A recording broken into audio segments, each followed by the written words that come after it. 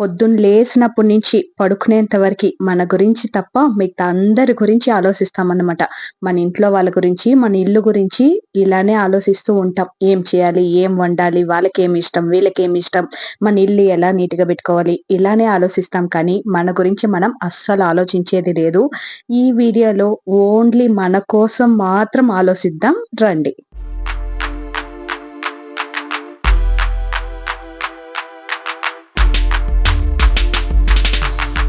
మన ఇంట్లో వాళ్ళందరూ బాగుండాలంటే ముందు మనం బాగుండాలి. మనకి హెల్త్‌కేమన్నా ప్రాబ్లమ్ వచ్చిందనుకో మనకి ఎవ్వరు చేయరనమాట. మనకి ఎవరు చేయకపోగా వాళ్ళకి వాళ్ళు కూడా చేసుకోలేరనమాట.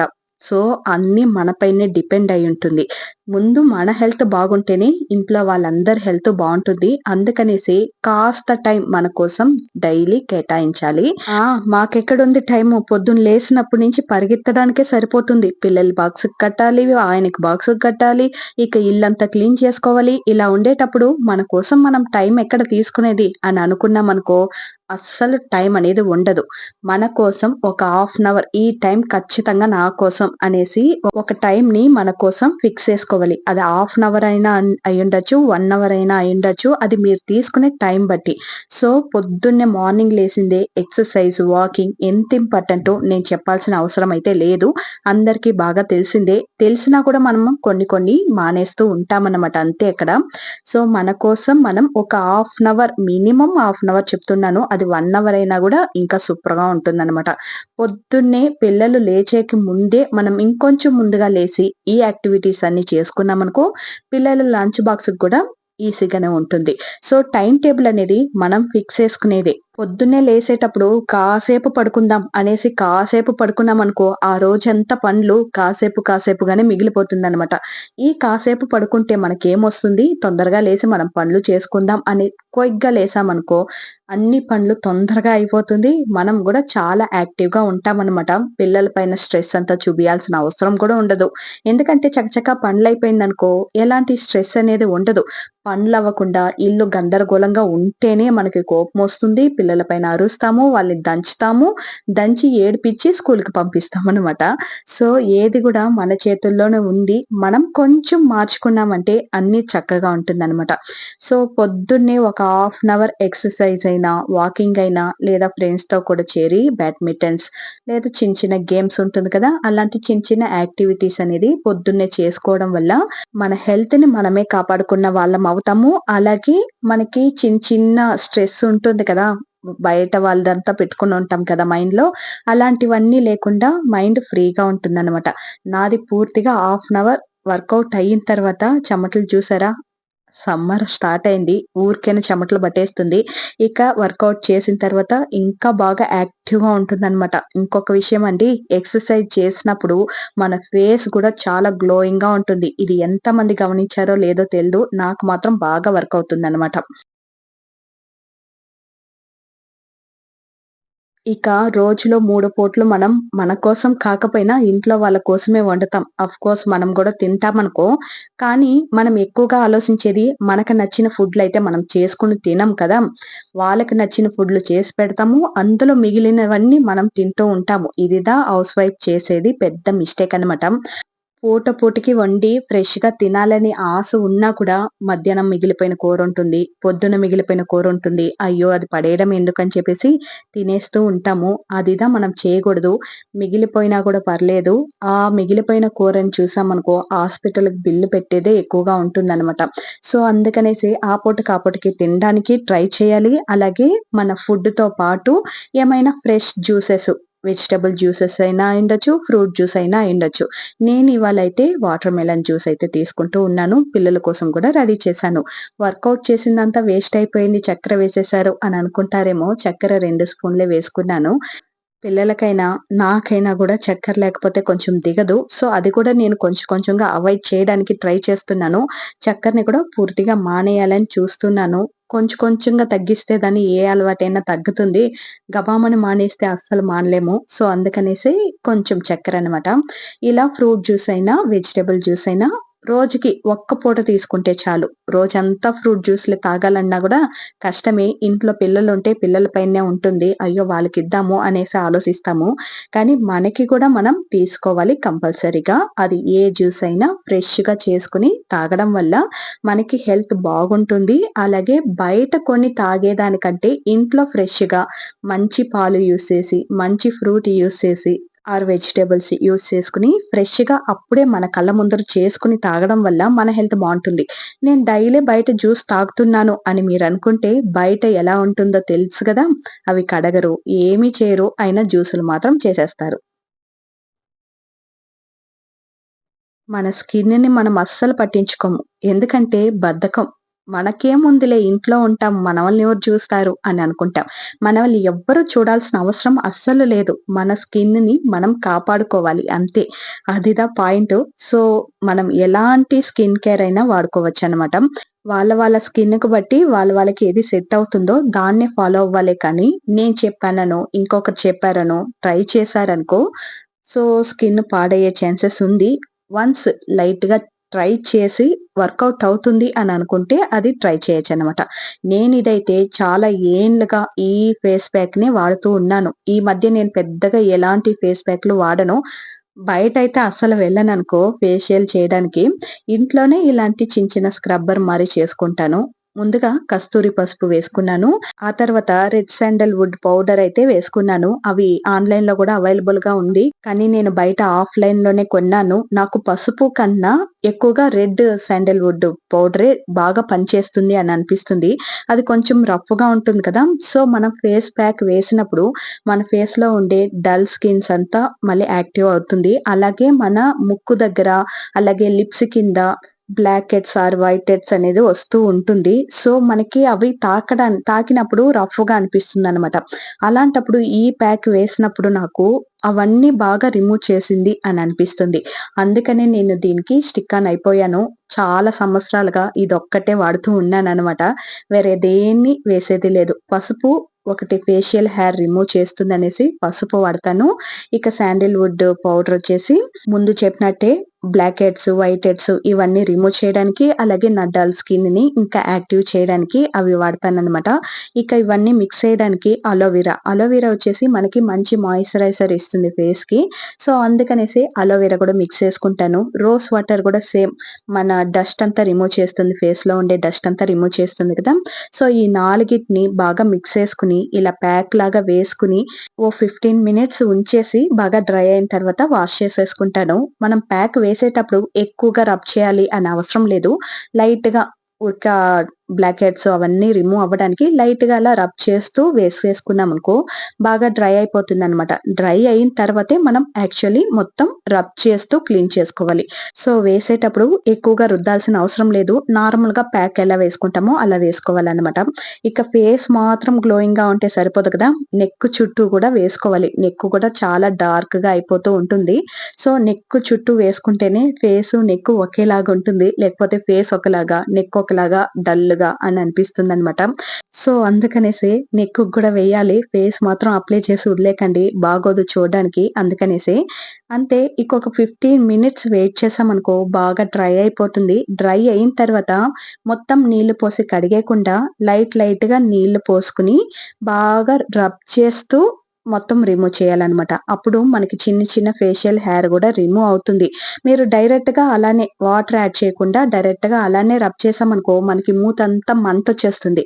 ఎందుకంటే శాండిల్ వుడ్ వచ్చేసి కొంచెం రఫ్‌గా ఉంటుంది. సో, మనం రబ్ చేయడం వల్ల మొఖం ఇంకా మంటలొచ్చేస్తుంది. సో, అందుకనేసి లైట్‌గా వాటర్ అప్లై చేసి ఇలా బాగా రబ్ చేస్తూ క్లీన్ చేసేసుకున్నామనుకో నేను చెప్పిన వైట్ హెడ్స్, బ్లాక్ హెడ్స్ బాగా రిమూవ్ అవుతుంది. మెయిన్‌గా నేను ముక్కు దగ్గర బాగా అబ్జర్వ్ చేస్తాను. అవి మనకి టచ్ చేసినప్పుడు ఎంత స్మూత్‌గా ఉంటుందో ఈ ప్యాక్ వేసిన తర్వాత. ఇవే వాడాలనేం అవసరం లేదు మీరు. ఒక్కసారి ట్రై చేసి చూడండి. రెడ్ శాండిల్ వుడ్ పౌడర్ వాడి చూడండి. మీరు నార్మల్‌గా ఫేస్ ప్యాక్ వేసే దాంట్లో గూడా ఈ పౌడర్‌ని కొంచెం యాడ్ చేసుకొని చూస్తే మనం సెపరేట్‌గా బ్లాక్ హెడ్స్‌కి, వైట్ హెడ్స్‌కి రిమూవ్ చేయడానికి వేరే క్రీములు కొనాల్సిన అవసరం అయితే ఉండదు.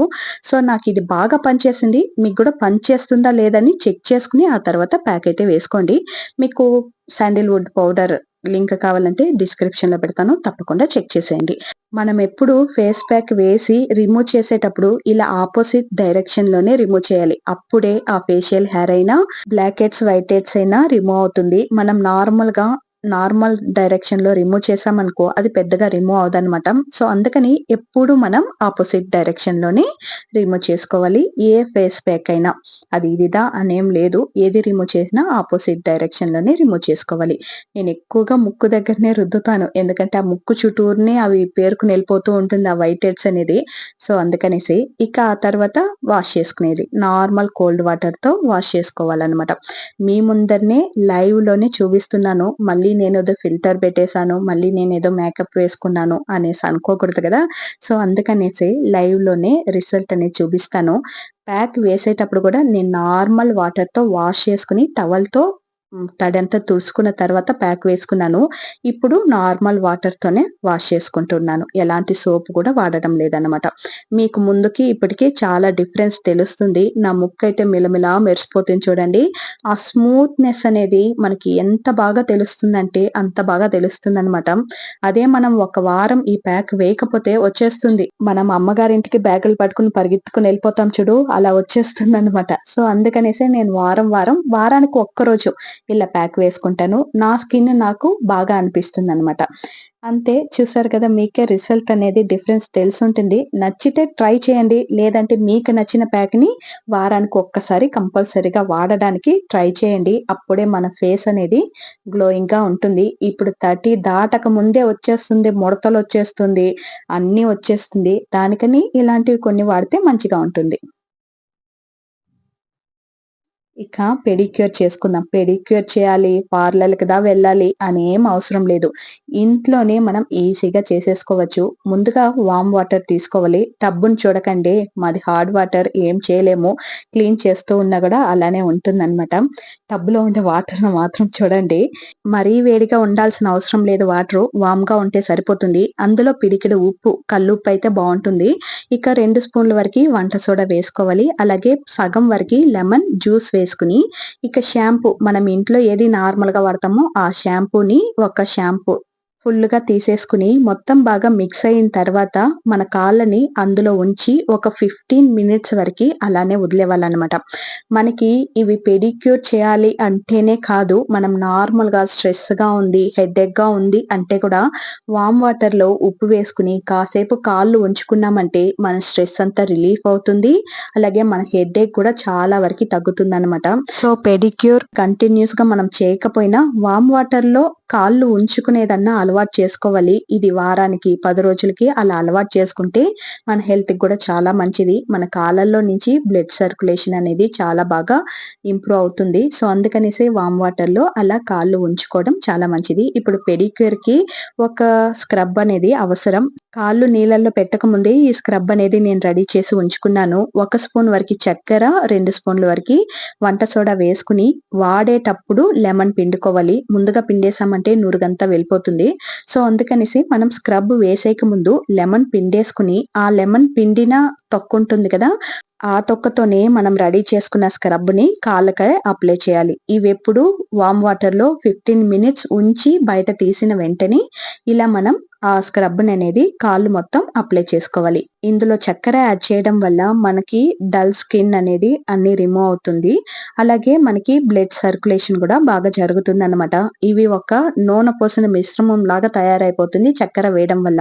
మన కాళ్ళల్లో ఉండే డల్ స్కిన్‌నని రిమూవ్ చేయడానికి ఇవి బాగా యూజ్ అవుతుందనమాట. ఇవి మొత్తం బాగా అప్లై చేసిన తర్వాత ఇంట్లో నార్మల్‌గా మాయిశ్చరైజర్ వాడుతూ ఉంటాం కదా, మాయిశ్చరైజర్ లేకపోతే వాసెలిన్ ఉంటుంది కదా, వాసెలిన్ అయినా గోర్లకి అప్లై చేసుకోవాలి. గోర్లల్లో మనకి తెలియని చిన్న చిన్న మురికనేది ఉంటుంది కదా, సో అందుకనేసి అది అప్లై చేసిన తర్వాత మళ్ళీ మొత్తం క్లీన్ చేసుకోవాలి.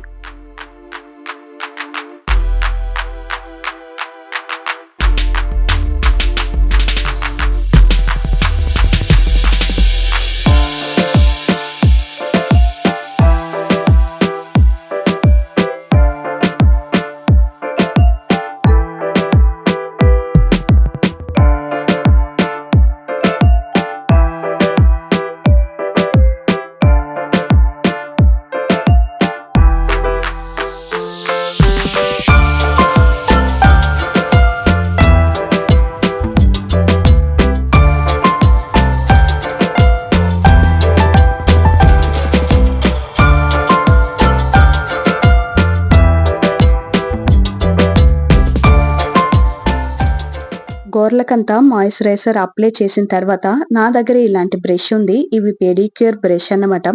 4 రకాలుగా యూస్ అవుతుంది. సో ఇక్కడొచ్చేసి కొంచెం రాయిలాగా ఉంటుంది. అది స్క్రబ్బర్ అన్నమాట.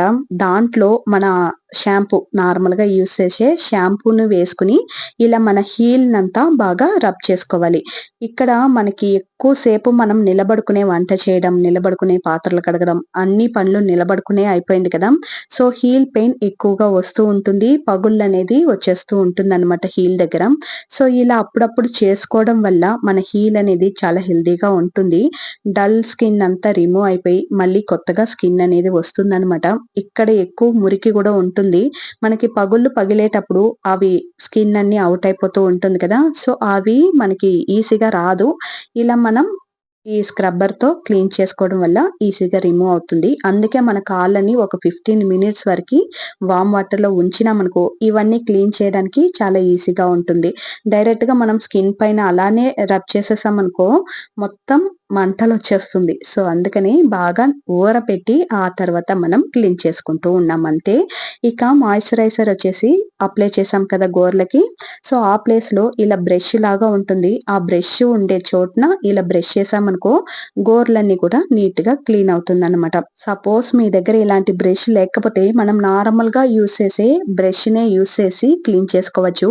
ఇది ఇంకా ఈజీగా ఉంటుంది. వేళ్ళ చందులలో కూడా ఈజీగా రిమూవ్ అవుతుందన్నమాట మురికనేది ఉంటే.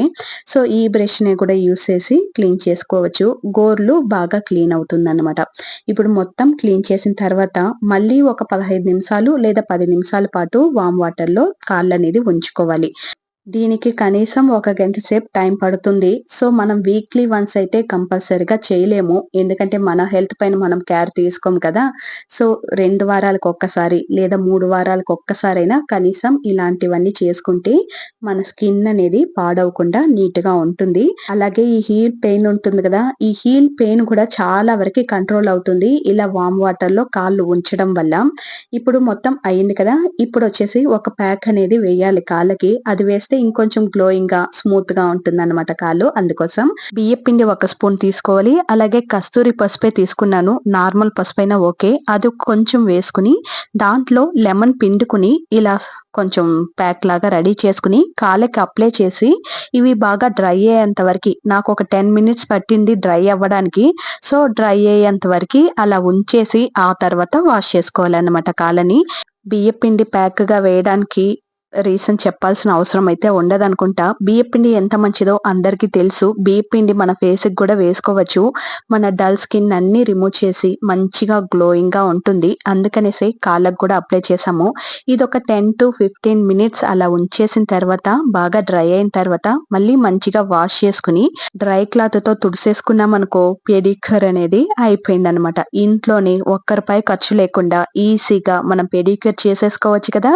ఇవి వారానికి, 2 వారాలకి చేసుకుంటే మన కాళ్ళు హెల్తీగా ఉంటుంది. మనకి హెల్తీగా ఉంటాదనమాట.